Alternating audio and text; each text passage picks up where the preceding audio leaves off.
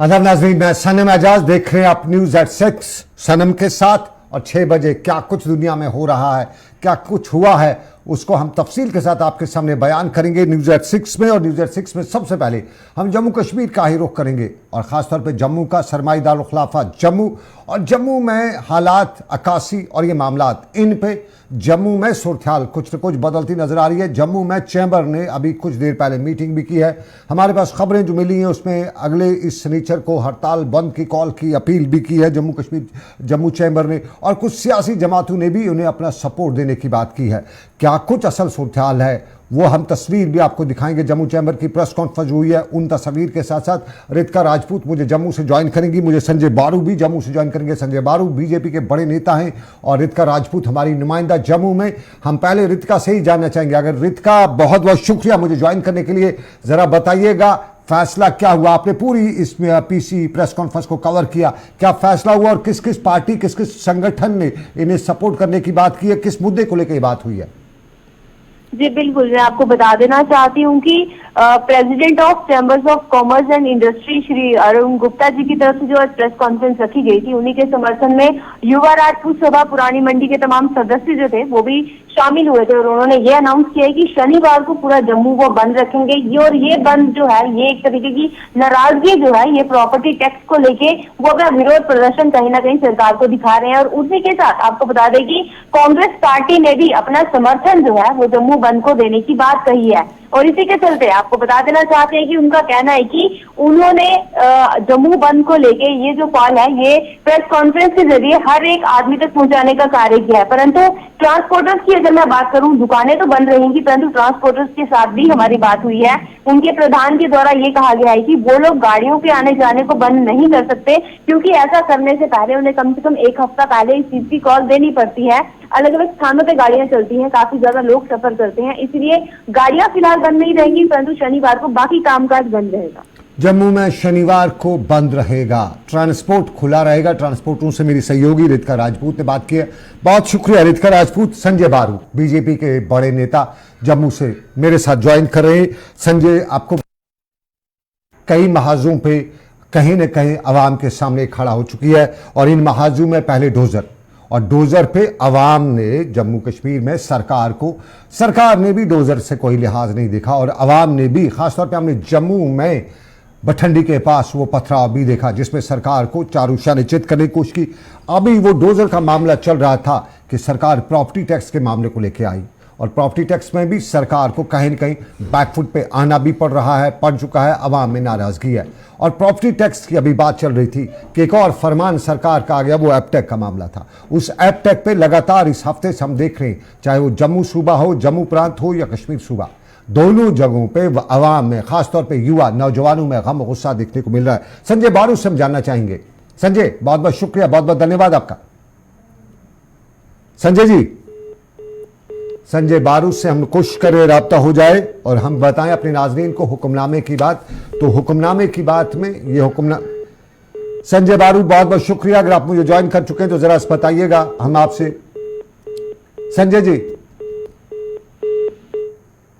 संजय जी बहुत बहुत शुक्रिया आपका।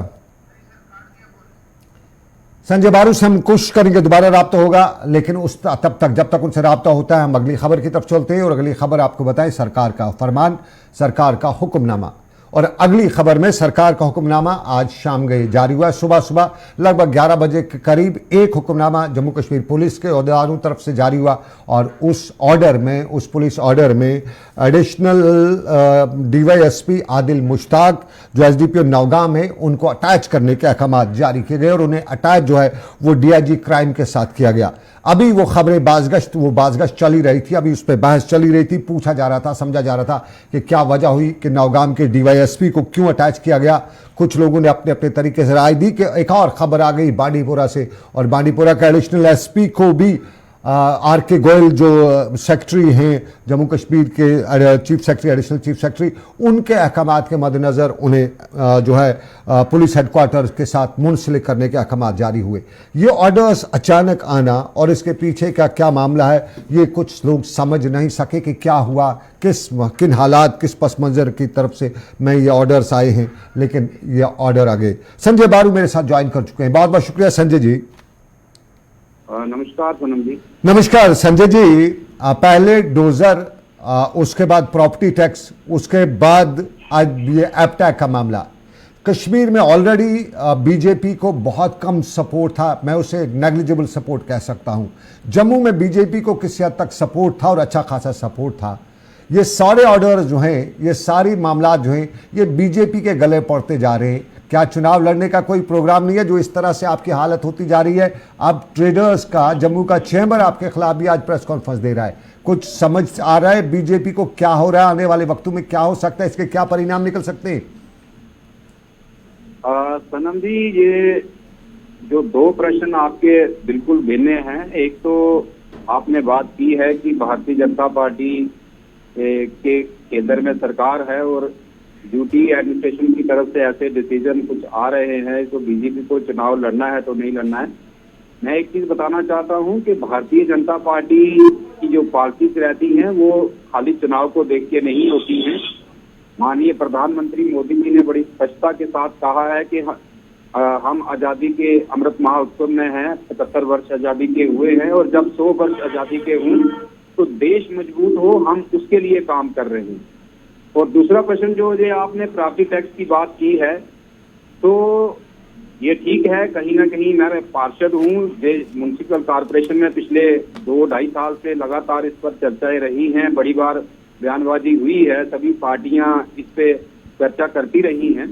लेकिन ये हम मानते हैं कि कहीं ना कहीं पिछले 1.5-2 वर्ष जो कोरोना की महामारी रही और हमारा पूरा प्रयास रहा कि जो भी हमारी बिजनेस कम्युनिटी है, जहाँ आम लोग हैं हमारे शहर के, वो ऑलरेडी जो ये लंबा एक महामारी लंबी रही है उसमें त्रस्त है और इसलिए हमने पूरा प्रयास किया कि ये ना लगे।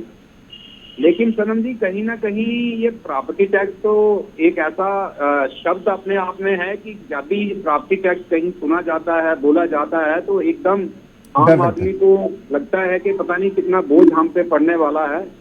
तो मैं ये भी कह सकता हूं कि जब हम अब खुली कॉर्पोरेशन में काम करने लगे हैं, हमारे बहुत सारे डिवीजन बढ़े हैं, बहुत मैन पावर बढ़ा है, डोर टू डोर कलेक्शन हमने शुरू किया है, लोगों को फैसिलिटी देने की डोर टू डोर हम प्रयास कर रहे हैं, तो कहीं ना कहीं डेवलपमेंट चार्जेस कुछ ना कुछ शुरुआत होनी चाहिए। ये कहीं ना कहीं सभी पार्षदों में, सभी रास्ता पार्टी लाइन ये सहमति थी कि कहीं ना कहीं जो बड़े बिजनेस एस्टेब्लिशमेंट हैं वहां से थोड़ा डेवलपमेंट चार्जेस की शुरुआत हो। तो मैं मान लूं, मैं संजय बारू, मैं मान लूं कि बीजेपी और सरकार दोनों जो इस वक्त यूटी जम्मू कश्मीर में है, आम जनता, आम बिजनेसमैन, आम चैम्बर वाले को ये समझाने में सफल नहीं हुए हैं कि ये प्रॉपर्टी टैक्स क्या है, क्यों ज़रूरी है। ये नाकामी है फिर बीजेपी की और जम्मू कश्मीर यूटी सरकार की? नहीं सनन जी, ऐसा है कि ये जो ये दोनों एक ही सिक्के के दो पहलू हैं।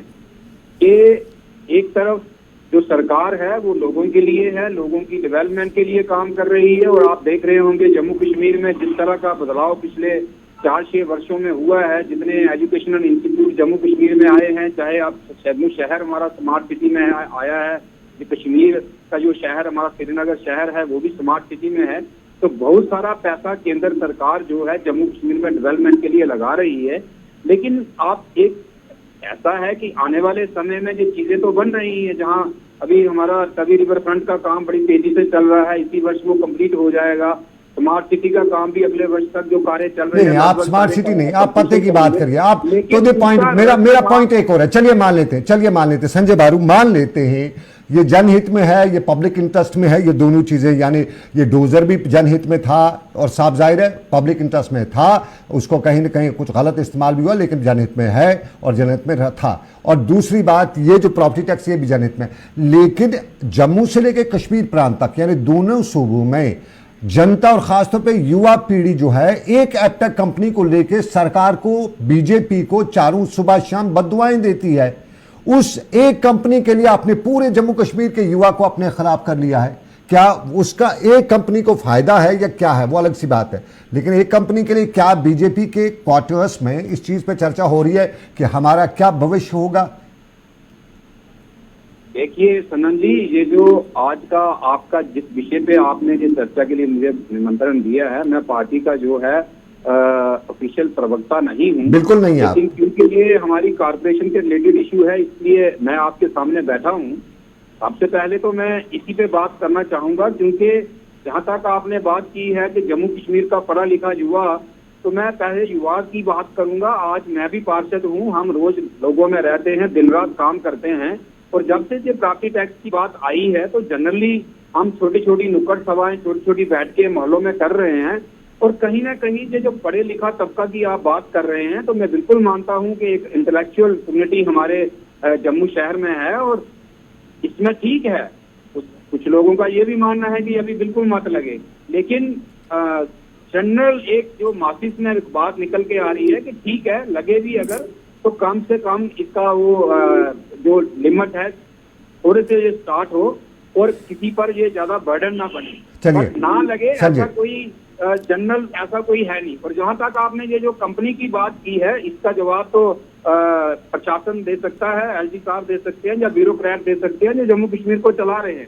हाँ, कारपोरेशन के रिलेटेड या इस टैक्स की जो बात आप कर रहे हैं, इसके रिलेटेड अगर आपका कोई और प्रश्न है तो मैं उसके लिए बहुत बहुत धन्यवाद, बहुत बहुत शुक्रिया। प्रशासन इसका जवाब देगी, हम कोशिश करेंगे प्रशासन तक ये बात पहुंचाएं, और हम पहुंचा रहे हैं कि जम्मू कश्मीर का युवा सरकार के विरोध में खड़ा है, और ये खड़ा सिर्फ एक कंपनी की वजह से है जिसे एपटेक कहते हैं। चाहे वो कंपनी सही है गलत है वो बाद की बात है, लेकिन फिलहाल जनता की नज़रों में, जनता युवा की नज़रों में वो दागदार है, और वो कश्मीर से लेके जम्मू तक के युवा की पीढ़ी का भविष्य जो है, फ्यूचर जो है, उसको कहीं न कहीं मखदूश कर दे। इसलिए लोगों में चिंता परेशानी है। उस खबर पर भी आएंगे, लेकिन एक अच्छी खबर भी है ट्रांसपोर्ट के हवाले से। श्रीनगर का शेर कश्मीर इंटरनेशनल कन्वोकेशन सेंटर, और यहाँ पर देश भर से आए हुए ट्रांसपोर्ट एक्सपर्टर्स और दूसरे लोगों का बड़ा इवेंट, और इसे हम कहेंगे कि 6 रोज़ा मेगा इवेंट। और इस मेगा इवेंट में ऑल कश्मीर ट्रांसपोर्ट कन्फेडरेशन ने जो मुलाकात किया था, इसमें जम्मू कश्मीर में लेफ्टिनेंट गवर्नर के मशीर राजू राय भटनागर मेहमान खसूसी के बतौर मौजूद रहे, और मुल्क से लेकर जम्मू कश्मीर तक जो ट्रांसपोर्ट की सूरत हाल है, चाहे वो पब्लिक ट्रांसपोर्ट हो या प्राइवेट ट्रांसपोर्ट, इस हवाले से अपने अपने ख्यालात का इजहार किया गया। बताते चलें, सुबह सुबह ही आपने खबर सुनी होगी कि जम्मू कश्मीर में पिछले 5 सालों के दौरान जो ट्रैफिक है, 8 सालों के दौरान वो दुगना हो चुका है। सड़कें उतनी हैं, लेकिन ट्रैफिक जो है वो दुगना हो चुका है, और ये सबसे बड़ा मामला इन दिनों हो सकता है जम्मू कश्मीर में हो। लेकिन इसी मामले के साथ आज ट्रांसपोर्टरों ने जम्मू कश्मीर के इस इजलास में एक वेलफेयर बोर्ड बनाए जाने की बात भी की, और एक ट्रांसपोर्ट पॉलिसी मुरतब करने का सरकार से मुतालबा भी किया। मुतालबात और सरकार की राय, दोनों चीज़ें हम आपको दिखाते हैं। जम्मू और कश्मीर में आप देख रहे हैं कि सभी तरीके से विकास हो रहा है, डेवलपमेंट हो रहा है, और इंफ्रास्ट्रक्चर में बहुत बढ़त हो रही है, और सभी वर्ग के लोग इस जो डेवलपमेंट की प्रोसेस है, जो विकास की यात्रा है, उसमें जुड़ रहे हैं। आज उसी क्रम में ट्रांसपोर्टर्स ने पहली बार एक ये मेगा इवेंट किया है, जिसमें देश भर की ट्रांसपोर्ट एसोसिएशंस के लोग और जम्मू और कश्मीर ट्रांसपोर्ट एसोसिएशन ने मिलकर एक यहाँ पर मेगा मीट रखा है। इसमें जो समस्याएं हैं ट्रांसपोर्टर्स की, और भारतवर्ष में क्या हो रहा है उसका आदान प्रदान होगा, सौहार्द बढ़ेगा, एक सभी में एकजुट होकर भारत और जम्मू कश्मीर के विकास के लिए काम करने की एक जो है वो योजना बनेगी, और सभी लोग इससे उत्साहित होंगे। आप जानते हैं कि यहाँ रोड इंफ्रास्ट्रक्चर में लगभग 1 लाख करोड़ का इन्वेस्टमेंट किया जा रहा है। इसी के साथ साथ smart traffic management system, parking, हर एक तरीके से ये प्रयास किया जा रहा है कि हमारे जो भी बाहर से टूरिस्ट आते हैं। और एक वेलफेयर बोर्ड हम कोशिश कर रहे हैं कि सरकार को ये बताने के लिए कि एक वेलफेयर बनाया जाए इन गरीब ड्राइवर्स के लिए, ताकि इनका एक्सीडेंट होते या इनके बच्चों को जो पढ़ने का जो स्कॉलरशिप्स है उसमें इनको मदद दी जाए। और जो बाकी जो हमारे इश्यूज आपको पता है कश्मीर में तो बहुत सारे इश्यूज है, खासकर ट्रांसपोर्ट की। ट्रांसपोर्ट के इश्यूज हैं और सरकार का कहना, आर भटनागर का कहना कि 1 लाख करोड़ रुपए की ट्रांसपोर्ट इन्वेस्टमेंट, सड़क इन्वेस्टमेंट हो रही है। यानी अच्छे ख्वाब हैं और रब करे कि ये ख्वाब शर्मंदे ताबीर हो जाए। लेकिन ट्रांसपोर्ट की जब बात की तो कल से लेकर आज सुबह तक की ट्रांसपोर्ट का मामला चर्चा में था और इसी मामलात के बीच में श्रीनगर से लेकर जम्मू तक कई मामले हैं। उन गाड़ियों की रजिस्ट्रेशन का भी मामला है, ई रिक्शा का भी मामला है और पब्लिक ट्रांसपोर्ट न होने का मामला भी है। कहीं कहीं बदअखलाकी की खबरें भी आती हैं और यही मामलात आज शाहनवाज बुखारी जो आरटीओ कश्मीर है उनसे भी पूछे गए इस मीटिंग के साइडलाइंस पे। और आज की इस मीटिंग के साइडलाइंस पर शाहनवाज बुखारी से जब ये पूछा गया तो उन्होंने उम्मीद का इजहार करते हुए बताया कि आने वाले दिन अच्छे हो सकते हैं, लेकिन उसके लिए हम सबको मिलकर काम करना पड़ेगा। सुनिएगा शाहनवाज बुखारी आरटीओ कश्मीर का क्या था रद्द-ए-अमल। मैं आपको अभी एक खबर दूं कि हमने एक साथ तो सब होगा नहीं सिटी का मामला सॉल्व, लेकिन मैंने 3 मेजर रूट्स अभी डिटरमाइन किए हैं बस सर्विस के। ठीक है, हम उनको नंबरिंग करेंगे और उनकी कलर कोडिंग करेंगे। जो भी सिटी में एक आपका जो है पांथा चौक से लेके वया पांडरेठन, सोनवार, अथवाजन, सोनवार, लाल चौक, टीआरसी से होके बटमालू से होके अलीजान रोड से सौरा तक ये बस सर्विस चलेगी। ठीक है, और वहाँ से वापस दूसरा रूट हमने डिटरमाइन किया है, बडगाम से बस सर्विस चलेगी, हुमामा, पीरबाग, रामबाग, राजबाग, टीआरसी से होके वो हजरत बल तक कल्मिनेट हो जाएगी और वापस। ठीक है, तीसरा रूट भी हमने पारिमपोरा से शुरू किया है, वो जाएगा आपके इस साइड से जो आपका हरवन तक है, टर्मिनेट हो जाएगा। ठीक है, ये 3 बस सर्विसेज इंशाल्लाह मेरा इरादा है कि मैं मंडे के दिन इनका इनॉग्रेशन कर रहा हूँ। चलिए, सैयद शाहनवाज बुखारी आरटीओ कश्मीर और मंडे के दिन उम्मीद का इजहार कि मंडे को सोमवार को इनाग्रेशन होगा। कम अज़ कम श्रीनगर में जो ट्रांसपोर्ट की इस वक्त पब्लिक ट्रांसपोर्ट की जो परेशानी है उसमें किसी हद तक कमी आ जाएगी और श्रीनगर में ट्रांसपोर्ट जो पब्लिक ट्रांसपोर्ट है वो एक रौनक जो बढ़ाती है शहर की, उस रौनक में इजाफा या उसमें उजाला करेगा। लेकिन आपको नाज़रीन अब बताते चले कुछ सियासत की खबरें। और सियासत में कांग्रेस भारत जोड़ो यात्रा के बाद हाथ से हाथ मिलाओ यात्रा कर रही है और इसी हाथ से हाथ मिलाओ यात्रा का पड़ाव आज बांडीपोरा का इलाका था। और बांडीपोरा के इलाके में कांग्रेस के रियासती सदर वकार रसूल बानिहाली ने आज हाथ से हाथ जोड़ो यात्रा निकाली और इस यात्रा के दौरान उन्होंने उनके साथ जो कारकुनान की तादाद थी उसे देखने के बाद साफ जाहिर है उनके चेहरे पे खुशी होनी ही थी, क्योंकि अच्छी खासी तादाद में उनके कारकुनान आज बाहर निकले थे। और यहाँ उसने मीडिया से भी बात की, कारकुनान को से भी खिताब किया और मीडिया से लेकर कारकुनान से बात करते हुए वकार ने बताया कि जो मौजूदा सरकार है, चाहे वो केंद्र की, दिल्ली की है या जम्मू कश्मीर की है, दोनों सरकारों से आम लोग तंग आ चुके हैं और हाथ से हाथ जोड़ो का मुद्दा भी यही है कि अवाम को एक साथ मिलाया जाए। और जो कंपनी इस वक्त आप की कंपनी है यानी एपटेक कंपनी है, उस कंपनी पर पाबंदी लगाने का बाद का मुतालबा करते हुए वकार ने कहा कि आगे पहले ही बेरोजगारी बढ़ रही है, उस पर सरकार के ये नून में नुक्ते या तय पे तुत में इन सब की वजह से आम इंसान, आम जवान परेशान हो रहा है। जरा सुनिएगा वकार को। कि जो राहुल गांधी जी के 3 मुद्दे थे, पूरी देश में नफरत की आग लगी है। बीजेपी और आरएसएस वालों ने, विश्व हिंदू परिषद वालों ने एक लोगों में एक आग लगा दी है हिंदू और मुसलमान की। उसको खत्म करने के लिए राहुल गांधी जी निकले थे, प्यार बांटने के लिए लोगों में निकले थे और जिस तरीके से कश्मीरी लोगों का प्यार उससे मिला उससे बहुत खुश हुए वो। इसी तरीके से यहाँ पे जो बेरोजगारी बहुत ज्यादा है, हिंदुस्तान में तो बहुत है लेकिन जम्मू कश्मीर में नंबर 1 पे, उस बेरोजगारी के लिए भी हम लड़ाई लड़ रहे हैं और आज हाथ से हाथ जोड़ो अभियान में हमने उसका भी मुद्दा रखा है। और अभी सरकार ने एक एपटेक कंपनी जो एंगेज की हुई है रिटर्न के लिए, और जो एपटेक कंपनी फ्रॉड कंपनी है, 8 स्टेट्स में वो ब्लैक लिस्ट हुई है। एपटेक कंपनी वकार ने भी बताया, कल उमर ने भी बताया था, परसों महबूबा ने बताया, आज़ाद ने भी बताया और जम्मू कश्मीर के जितने लीडरान ने उन्होंने एपटेक कंपनी का बताया, लेकिन सिर्फ सरकार खामोश है। और नौजवान तो सड़कों पे हल्ला भी कर रहे हैं। लेकिन आपको बताएं, आज़ाद की डेमोक्रेटिक आज़ाद प्रोग्रेसिव पार्टी और खित्ते डोडा के टाउन हॉल में आज कश्तवाड़ और डोडा अजला के ऑफिस बैरियर्स का आज़ाद की पार्टी ने कन्वेंशन भी मुनक्कद किया और यहाँ पार्टी के नायब सदर GM सरूरी, मोहम्मद असलम गोनी और दूसरे लीडरान भी मौजूद रहे और यहाँ पर भी बात की गई एप्टेक की, यहाँ पर भी हालात की बात की गई।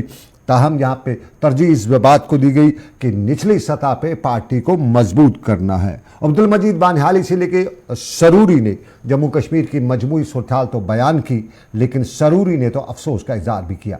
ज़रा कुछ लम्हात बचे हैं, सरूरी का सुन लीजिएगा किस तरह से वो अपनी सूरत बयान कर रहे हैं। शर्म की बात है, एक तरफ से जब 5 अगस्त 2019 को हमारी शान, हमारी पहचान छीनी गई गैर कानूनी तरीके से, और उसके बाद कहते थे कि जम्मू कश्मीर को खुशहाल जम्मू कश्मीर बनाएंगे, मगर यही खुशहाल कश्मीर है कि हमारे नौजवानों की पिटाई हो रही है।